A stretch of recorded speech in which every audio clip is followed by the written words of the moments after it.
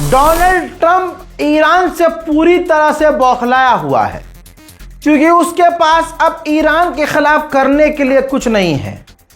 दुनिया ईरान का साथ छोड़ नहीं रही है, बल्कि दुनिया ईरान की तरफ माइल हो रही है, आगे बढ़ रही है। तो डोनाल्ड ट्रंप ने सारी दुनिया को धमकी दे दी है। ये इस वक्त अमेरिका के वित्त मंत्री हैं, फाइनेंस मिनिस्टर।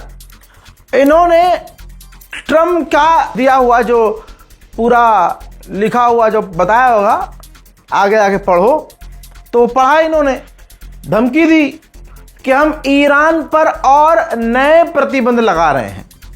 ईरान ऑलरेडी परेशान है, अब इन्होंने क्या किया है, ईरान पर और बड़े प्रतिबंध लगाने का ऐलान कर दिया है।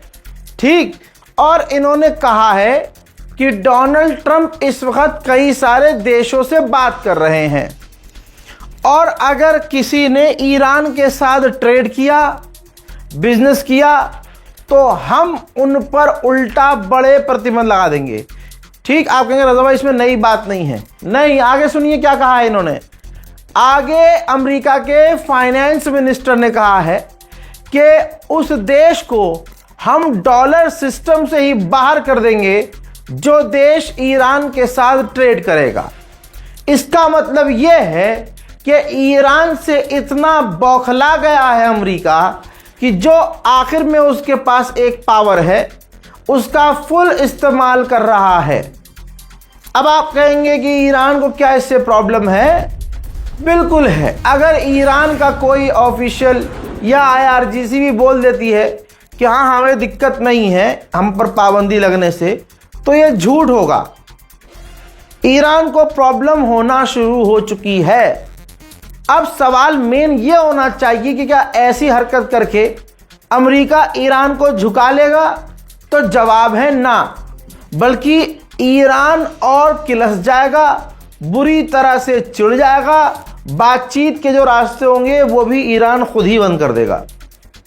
होगा ये कि ईरान इतना चिढ़ जाएगा कि ईरान हमला भी कर सकता है, पहले अमेरिका के साइट्स पर। दोस्तों, अभी तक जो क्लियर सामने आया है, जरा इस हिंदी की खबर को पढ़ लीजिएगा, टाइटल पढ़ लीजिएगा। गोदी मीडिया को भी पता चल चुका है कि अमेरिका का ईरान की कमाई के 5 रास्तों पर बैन है। इसमें सोना, टेक्नोलॉजी और शिपिंग शामिल है। और अमेरिका ने कहा है जो देश ईरान से बिजनेस करेंगे उन पर भी हम कार्रवाई करेंगे। अमेरिका ईरान के खिलाफ साम दाम दंड भेद का इस्तेमाल कर रहा है। फाइनेंस मिनिस्टर ने आगे कहा है जो भी ईरान का साथ देगा उसे नुकसान उठाना पड़ेगा। और हम हर हाल में बता देते हैं कि आज समय आ गया है कि दुनिया या तो अमेरिका को चुने या ईरान को चुने। और अब सुनिए, इसके बाद अमेरिका की औकात समझिए। डोनाल्ड ट्रंप ने आसिम मुनीर को कॉल किया, पाकिस्तान के आर्मी चीफ से डायरेक्ट बात की, समझाया, कहा कुछ। उनका पैगाम लेकर पाकिस्तान के army chief Asim Munir Iran पहुंचे। यह तस्वीर है। ईरान की लीडरशिप से आसिम मुनीर ने मुलाकात की, तमाम दिग्गज नेताओं से मुलाकात की, और आखिर में ईरान के सामने अमेरिका का यानी डायरेक्ट डोनाल्ड ट्रंप का प्रपोजल रखा कि बीच का रास्ता निकालते हैं, बातचीत करते हैं, सीज फायर करते हैं, और अमेरिका से आप डायरेक्ट दोबारा बातचीत करने के लिए राजी हो जाइए। तो भाई ईरान ने साफ इनकार कर दिया। ईरान ने कहा कि हमें इनसे बात ही नहीं करनी है। पहले जो एग्रीमेंट किया था, जो वादे, जो प्रॉमिस किए थे अमेरिका ने, पहले उन्हें पूरा करे, तभी अमेरिका से बात करेंगे। यानी अमेरिका के मुंह पर जोरदार तमाचा दे दिया है ईरान ने।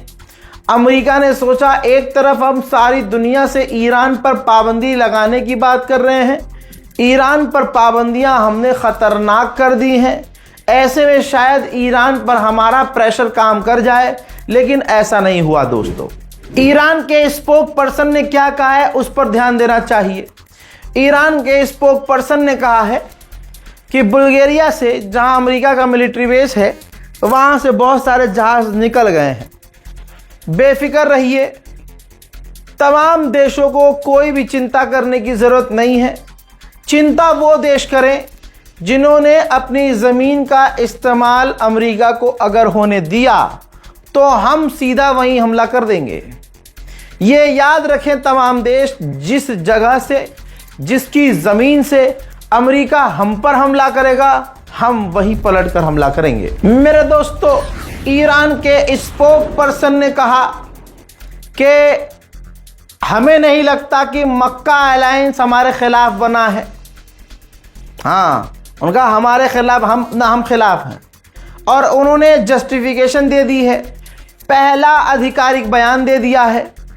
कल तक जो र्यूमर्स अरब मीडिया के द्वारा चल रहे थे, जो खबर मैंने आपको बताई भी थी कि ईरान को न्योता दिया गया है अनऑफिशियली कि आप मक्का अलायंस में शामिल हो जाएं, ईरान की ये खबर और बात इतनी तेज़ी से घूमी कि ईरान के स्पोक पर्सन को बोलना पड़ा कि हमारे खिलाफ मक्का अलायंस नहीं है, लेकिन ये क्लियर कर देना चाहते हैं कि हमें आधिकारिक तौर से ऑफिशियली मक्का अलायंस में इनवाइट नहीं किया गया है।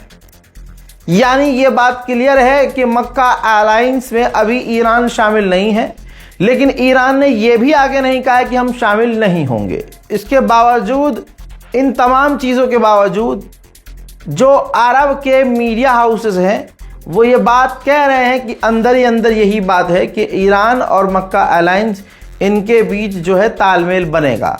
हालांकि ईरान ने कह दिया है, तालमेल की क्या बात है भाई, ईरान ने कह दिया हमारे खिलाफ ये अलायंस है ही नहीं। ईरान ने साफ तौर से अपनी हिम्मत को बड़ा करते हुए दिखाया है, कहा कि अमेरिका कुछ भी कर ले, हमारी आने वाली 20 पीढ़ियां भी अमेरिका से लड़ने के लिए तैयार रहेंगी। ईरान ने कहा है, मतलब दुनिया बीच में फंस गई है भैया। ईरान ने कहा है कि जो भी देश अमेरिका के बैन को लगाई गई पाबंदियों को मानेंगे, हम उनका नुकसान करेंगे। उन्होंने कहा जो हमारे ट्रेड पार्टनर हैं पहले से ही, ईरान ने कहा जो हमारा ट्रेड पार्टनर है देश, वो अमेरिका की पाबंदियों को नहीं मानेंगे। अभी 4 दिन पहले ईरान के पार्लियामेंट स्पीकर गलीबाफ ने बड़ी बात कही थी कि जिस तरह के हालात हैं हमें धक्का लग सकता है, ईरान के लोग भूखे हैं और अगर ये हाल चलता रहा तो और हालात बुरे होंगे। वो जो बयान दिया था गलीबाफ ने, उस बयान के आर्टिकल को डोनाल्ड ट्रंप ने शेयर किया और कहा कि पार्लियामेंट स्पीकर कह रहे हैं कि we are hungry, we can not survive. देखिए, कहा तो यही ईरान के स्पीकर ने कहा था, डोनाल्ड ट्रंप का ये ट्वीट झूठा नहीं है। लेकिन फिर ईरान के गलीबाफ ने डोनाल्ड ट्रंप के उस ट्वीट से चिढ़कर एक ग्राफिक शेयर किया, कहा make America hungry again, you can't cover up defeats with false claim. कहते हैं कि हर 8 में से अमेरिका में एक इंसान, 8 में से एक इंसान बुरी तरह से भूखा है। ऐसा कुछ उन्होंने AI के ज़रिए कुछ डिटेल बनाकर ग्राफिक्स से शेयर की है। लेकिन बात यही है कि ये बात खुद गलीबाफ ने कही थी कि हम सरवाइव नहीं कर सकते, हमारे हालात ख़राब हैं। उनके इस बयानात से, जो बहुत सारे बयानात थे, उनमें से ये बयान था। इसी बयान पर ईरान में लोग गलीबाफ से भी नाराज़ हुए थे कि ऐसी बातों से ईरान के लोगों की हिम्मत टूटेगी। अमेरिका के खुद के अंदर के हालात सही नहीं हैं। एक अमेरिका का नौसैनिक नौजवान जो कि अब्राहम लिंकन एयरक्राफ्ट कैरियर में तैनात है, भाई उसने कहा है कि मैं यहाँ पर अमेरिकी नौसेना में तैनात हूँ, मैं जंग में हूँ, मेरे बाप को डोनाल्ड ट्रंप की आइस पुलिस ने गिरफ्तार कर लिया है, डिटेन कर लिया है और वो उसे डिपोर्ट करने की तैयारी में है। ये कितना गलत है। इस्राएल के पूर्व डिफेंस मिनिस्टर, रक्षा मंत्री का बयान आया है, ऑडियो बयान है, सुनाने का मतलब नहीं है, शॉर्ट में आपको बता रहा हूँ। उन्होंने कहा कि ईरान कमज़ोर हो गया है, ईरान की जगह अब तुर्की ने ले ली है, तुर्की ख़तरनाक है, ताकतवर है, उसके पास जहाज़ भी हैं, वो नेटो में भी मेंबर है और नेटो में काफ़ी मजबूत है। हमें ध्यान रखना चाहिए, हमें तुर्की के खिलाफ अलर्ट रहना चाहिए। अब ईरान शायद ये चीज़ें नहीं बता रहा, लेकिन मैं आपको दिखाई देता हूँ। ईरान के करमन शहर में, तेहरान में, मशहद में, कुम में, ऐसी तमाम मैक्सिमम जो ईरान में जहाँ आबादी ज़्यादा है वहाँ पर फ्यूल ख़त्म हो चुका है, पेट्रोल डीजल की कमी हो रही है, गाड़ियों की लंबी कतार लगी हुई है। उधर ओमान के विदेश मंत्री ईरान जाने की तैयारी में हैं। कहा जा रहा है कि ओमान और ईरान की इस मीटिंग के बाद डील की संभावनाएं बढ़ जाएंगी। ईरान के पार्लियामेंट स्पीकर गलीबाफ ने कहा कि अमेरिका को पता है कि वो ऐसी कंडीशन में नहीं है कि वो दूसरे देशों पर ज़बरदस्ती कहे कि ईरान से ट्रेड मत करो। उसकी बात, ट्रंप की बात सारी दुनिया जानती है, कोई नहीं मानता। बल्कि हमारे अलायंस, हमारे पार्टनर्स ने हमसे ये कहा है कि हम अमेरिका की बात नहीं मानेंगे। ईरान ने इसी बीच गुगली डाली है, जनाबे मुज्तबा खामनाई की एक और वीडियो शेयर की है जिसमें वो अपने मदरसे के बच्चों का, जो स्टूडेंट्स हैं, जो इमाम हैं, मौलाना हैं, उनको सेशन दे रहे हैं, क्लास दे रहे हैं। जाहिर सी बात है मिलिट्री के इसमें जवान आपको नहीं, कमांडर ऑफिशियल नहीं दिखेंगे। अब ईरान के द्वारा ही, ईरानियों के द्वारा यही कहा गया है कि ये जो वीडियो है जनाब मुज्तबा खामनाई की, ये भी काफ़ी समय पहले की है। भाई अब अमेरिका की फ़ौज पूरी तरह से इसराइल की गुलाम हो चुकी है और चाहकर भी अमेरिका की फ़ौज अपनी तमाम जानकारियां, छोटी से बड़ी, इसराइल से छुपा नहीं सकती। बहुत सारे टॉप के जो लीडर्स हैं अमेरिका में, वो इजराइली हैं, यहूदी हैं। उनकी बदौलत इसराइल ने अमेरिका की फ़ौज से इतनी सारी छोटी बड़ी डील कर ली है कि अब अगर अमेरिका चाहे कि कोई चीज़ सीक्रेट कर ली जाए, कोई बात इसराइल से छुपा ली जाए, वो नहीं छुपा सकता। मोहम्मद बिन सलमान फ्रांस में है और फ्रांस के अंदर उसने जो बातें की वो अलग है, लेकिन ईरान को लेकर कहा है कि हमले बंद हो, ईरान हमले बंद करे, इलाके में शांति लेके आए, स्ट्रेट ऑफ हॉर्मुज़ खोल दे और टोल न ले, टैक्स ना ले। उधर यूएई के राष्ट्रपति ने सऊदी अरब के किंग सलमान को चिट्ठी लिखी है। बिन सलमान को नहीं, किंग सलमान को चिट्ठी लिखी है। जाहिर सी बात है, कहा जा रहा है कि ईरान के खिलाफ सपोर्ट मांगा है और ईरान के खिलाफ खुद खुलकर बोलने के लिए कहा गया है। इसराइल के पास अंधाधुंध हथियार थे, ठीक है, लेकिन रिपोर्ट के हिसाब से जब से इसराइल ने गाजा पर बमबारी की और वो करते करते अब यहाँ तक पहुँचे कि ईरान से भी जंग लड़नी पड़ी, तो भाई रिकॉर्ड ये कह रहा है कि 3 सालों में इसराइल ने 30 साल के अपने हथियार ख़त्म कर दिए हैं। यही वजह है कि इसराइल ज़्यादा से ज़्यादा हथियार इकट्ठा करने की कोशिश में है, हथियार बनाने की कोशिश में है। तमाम देशों से, वो जो भी देश हैं दुनिया में, उनसे वो हथियार ले रहा है, क्योंकि भाई 30 साल के जो हथियार थे उसने एक झटके में 3 सालों के अंदर ख़त्म कर दिए हैं। यही वजह है कि अमेरिका तो चुप है ही, ईरान पर हमला नहीं कर रहा है, क्योंकि उसके भी हथियार ख़त्म हैं। इसराइल भी खामोश है, वरना इसराइल अपने मन से ही डील खराब करने के लिए हमला कर दिया करता था। अमेरिका के डिफेंस मिनिस्टर ने अपनी झेप मिटाते हुए कहा कि अमेरिका की फ़ौज स्ट्रेट ऑफ हॉर्मुज़ में ऑपरेशन कर सकती है, इसके अलावा हम मिलिट्री ऑपरेशन कहीं भी कर सकते हैं। वेनेजुएला पर हमला करके, राष्ट्रपति को वहाँ से किडनैप करके इनका कॉन्फिडेंस इतना बढ़ गया था कि इन्होंने ईरान के साथ भी वही करने की कोशिश की, लेकिन ईरान निकला इनका बाप। ईरान ने बोला ये ले, ये दाल खत्म, ठीक, पूरी इज्जत पानी में।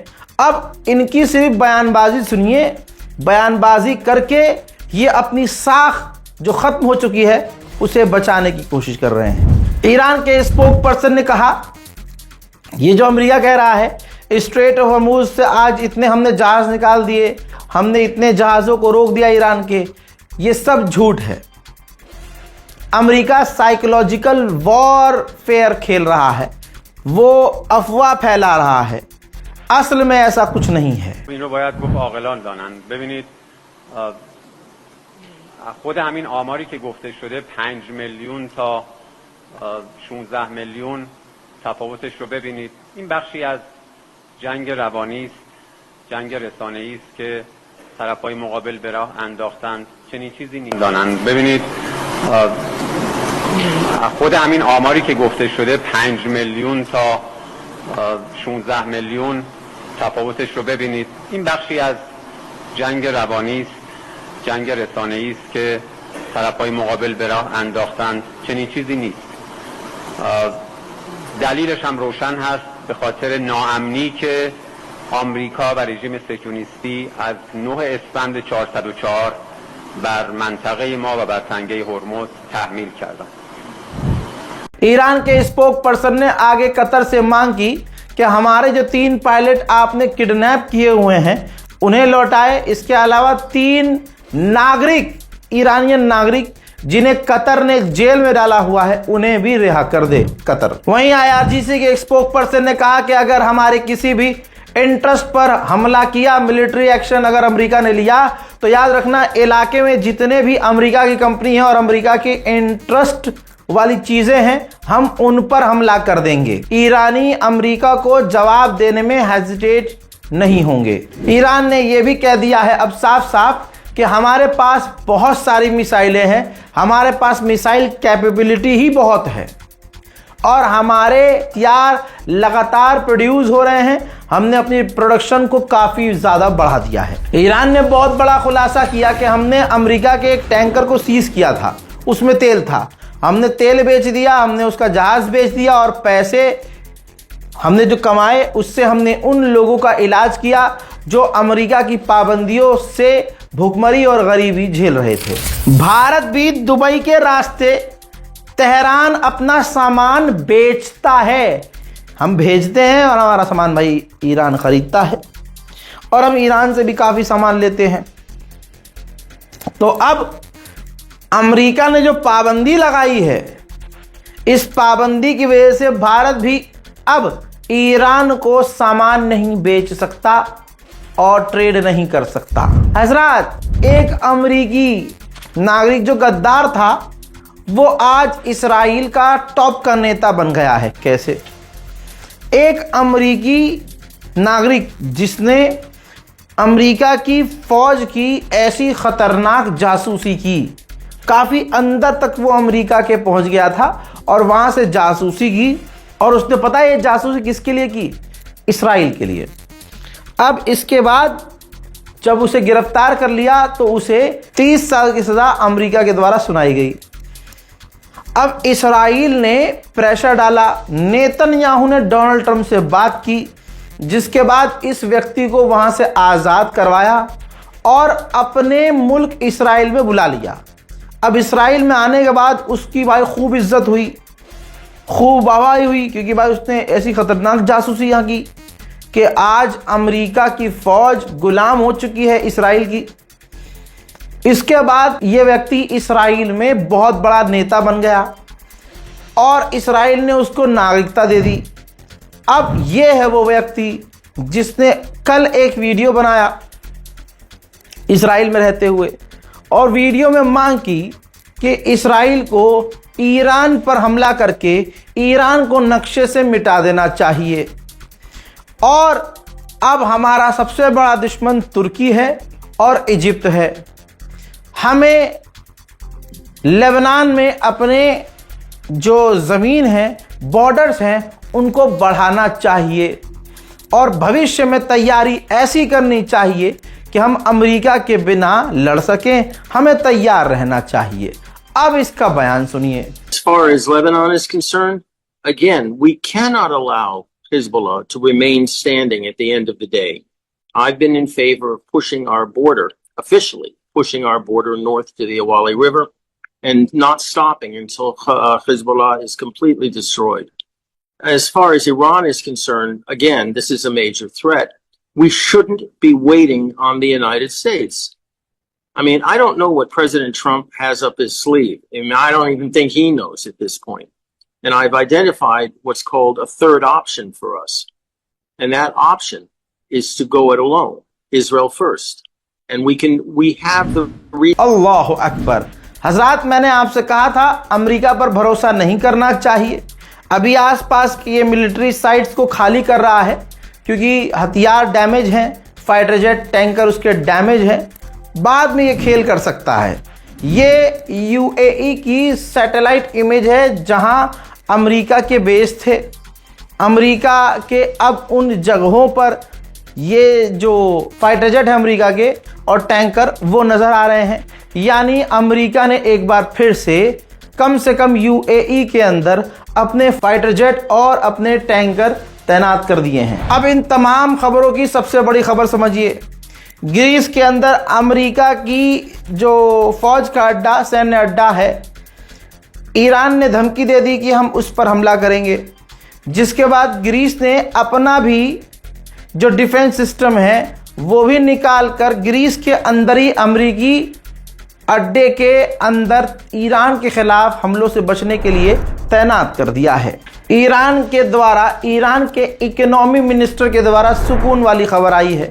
उन्होंने एक न्यूज़ चैनल पर, लोकल न्यूज़ चैनल पर बैठकर बयान दिया है, कहा है कि जो अमेरिका हम पर पाबंदी लगा रहा है इसकी तैयारी हम सालों साल से करते आए हैं। अभी भी हमारे पास 2 साल का प्लान मौजूद है। अमेरिका हमारे खिलाफ कितने भी बड़े प्रतिबंध लगा दे, हम पर कोई फर्क नहीं पड़ने वाला। उधर अमेरिका ने कहा है कि अब तक हम ईरान के 71 जहाज़ों को वापस मोड़ चुके हैं। उधर ईरान पर लगती बढ़ती पाबंदी से इस्राइल काफ़ी खुश हुआ है। नेतन्याहू ने सोशल मीडिया पोस्ट के जरिए डोनाल्ड ट्रंप को मुबारकबाद पेश की, अमेरिका को थैंक यू कहा, ट्रंप को थैंक यू कहा और अपनी काफ़ी खुशी जताई है। चाइना लगातार अमेरिका पर अब भड़क रहा है जब अमेरिका ने पाबंदियों का गेम खेला है। ये देख लीजिए, रिपोर्ट ये है कि चाइना ने तीसरे दिन अमेरिका की आलोचना करते हुए कहा कि अब अमेरिका जो पाबंदी लगाने का गेम खेल रहा है हम इसको नहीं मानेंगे, हम अपने इंटरेस्ट को बचाएंगे और हम पाबंदियों को नहीं मानेंगे। चाइना ने साफ कह दिया है कि हम किसी भी हालत में अमेरिका की फजूल की ये चीज़ें नहीं मानने वाले हैं। और अमेरिका ने ये जो फाइनेंशियल गेम खेलना शुरू किया है, बैन, टैरिफ, बैन, हम इन चीज़ों को नहीं मानने वाले और इससे अमेरिका की ऐसी हरकतों से ये जंग कभी ख़त्म होने वाली नहीं है। हजरात, फटे कितने पड़े हैं ये। अमेरिका ने कहा है कि साउथ कोरिया के फ़ौज के साथ हमारी अमेरिका की फ़ौज ड्रिल नहीं कर सकती क्योंकि हमारे अमेरिका की फ़ौज की ज़रूरत ईरान के ख़िलाफ़ जंग में है। उधर नेतन्याहू ने कंफर्म किया है कि मेरे बेटे को, नेतन्याहू कह रहा है, मेरे बेटे को ईरान ने मारने की कोशिश की है।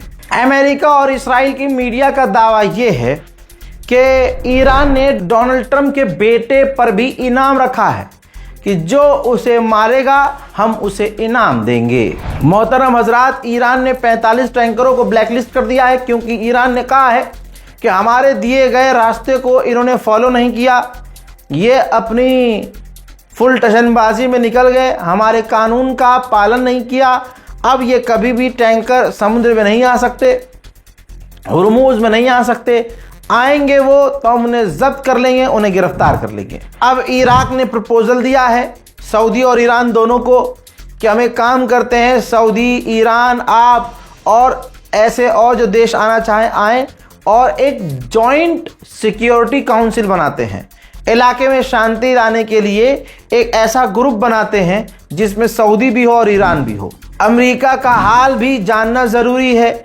ये देख लो भाई, ग्राफ समझ लो, पिछले 40-50 साल में अमेरिका का क्रूड ऑयल का रिजर्व लगभग इतना कम हो चुका है कि इतिहास में इतना कम तेल नहीं था अमेरिका के पास। यानी आज की तारीख में सिर्फ 40 से 50 या मैक्सिमम 60 दिन का अमेरिका के पास क्रूड ऑयल बचा हुआ है। वो क्रूड ऑयल भी अमेरिका अपने रिजर्व से इस्तेमाल कर रहा है। बौखलाए हुए इसराइल ने फिर से लेबनान पर आज हमला किया और काफी बड़ा हमला किया। देखिए,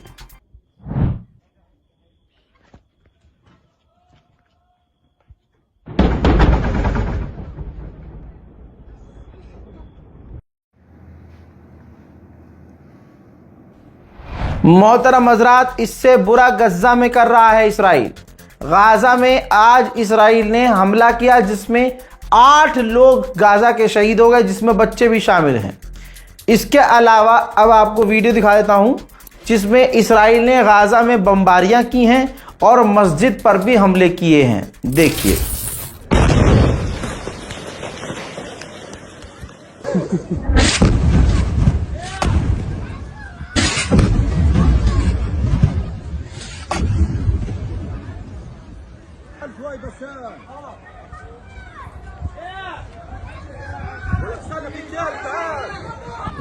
हजरत मोहतरम, गाज़ा के अंदर गाज़ा का जो वाटर सप्लाई सिस्टम था उसके ऊपर भी इसराइल ने हमला कर दिया है। पतंगों से चिढ़ा हुआ है इसराइल ने हमास को वार्निंग दी है 3 दिन की कि भाई 3 दिन के लिए आपके पास समय है, 3 दिन का।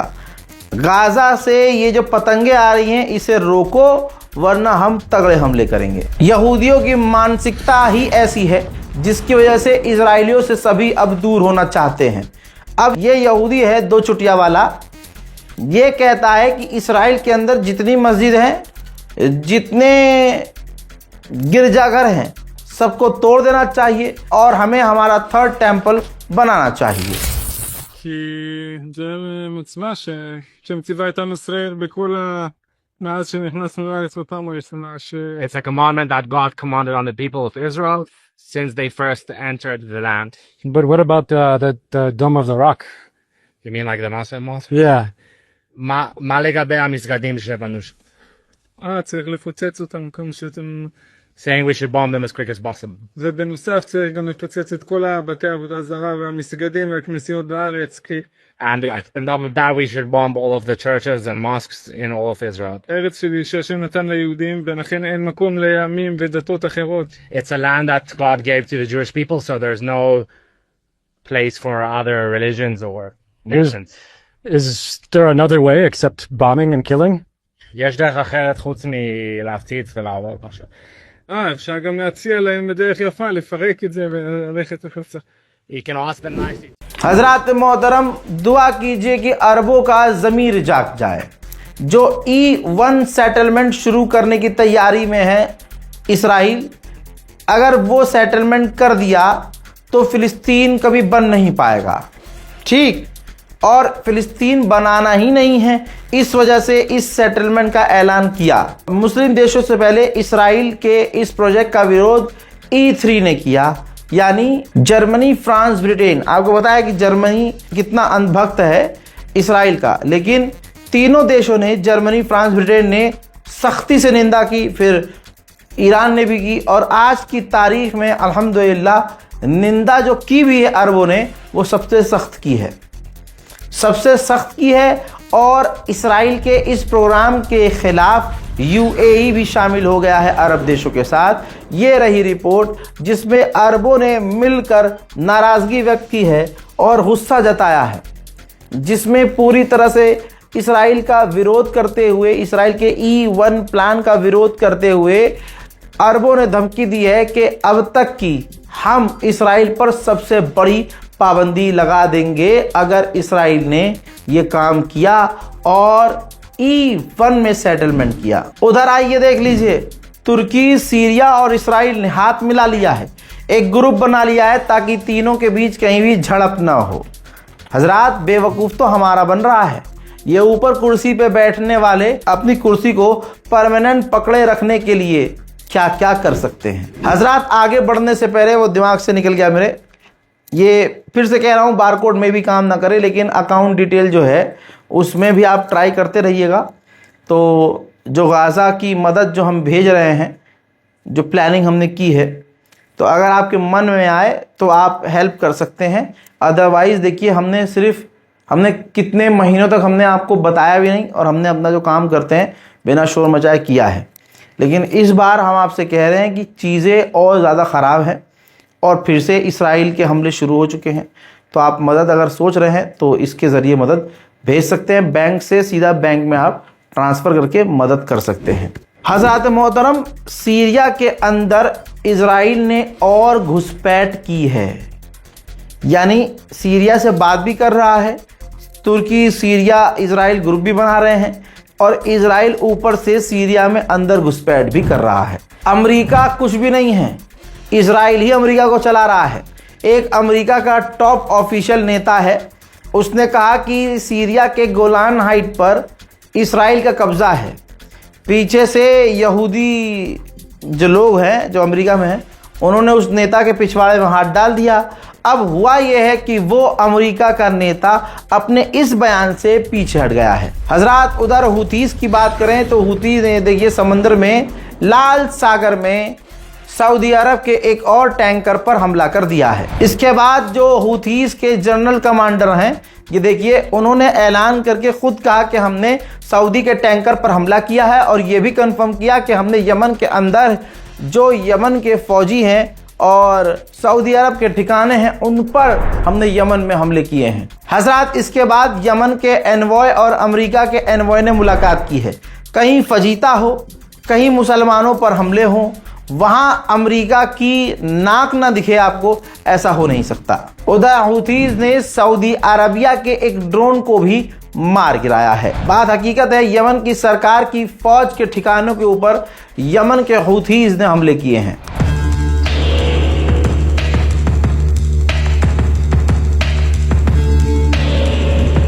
हजरात, सोमालिया के गद्दारों ने अपना एक अलग सोमालिया लैंड बना लिया, बॉर्डर बना लिया, दो टुकड़े हो गए देश के, और सिर्फ इजराइल ने सोमालिया लैंड को मान्यता दी।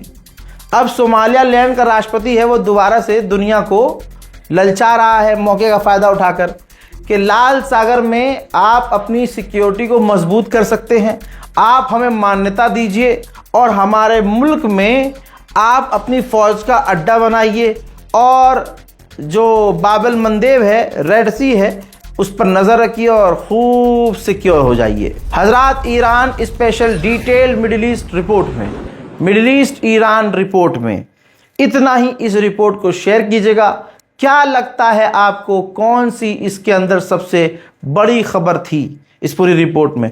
कमेंट कीजिएगा, लाइक कीजिएगा, चैनल को सब्सक्राइब कीजिएगा। मैं हूं रज़ा और आप देख रहे थे रज़ा ग्राफी अनस्क्रिप्टेड। वस्सलाम।